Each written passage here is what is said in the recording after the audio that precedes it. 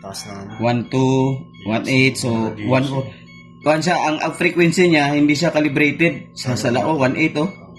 Pero magsisiro yan, idikit ko lang. charger, no? Hmm. Sabi mo. 0-0. Grabe. Ayan yung takip ng ating Alkaline Energy Plus. Oh, takipa lang yan, ha. Oh, tanggalin natin. Wow. Grabe. Balik siya. Ganda talaga ng mga product successful. 1.9 na to taas. 1.9. Kanina 1.9 eh. Oh, yun oh, 1.9. So, bakit gano'n ang reading niya? Ibig sabihin, hindi niya kontrolado flow ng frequency. Lakas. Pero pag lalagyan natin ng takip lang ng Alkaline Plus, shutdown. Di pa dumidikit, no? Nababawasan na. Shutdown. Hindi ko pang radiation. Papunta pa lang. Oh. Papunta pa lang, oh. Kinukontra niya. Wala na. 0 na.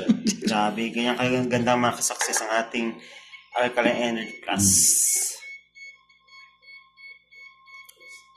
Sa TV,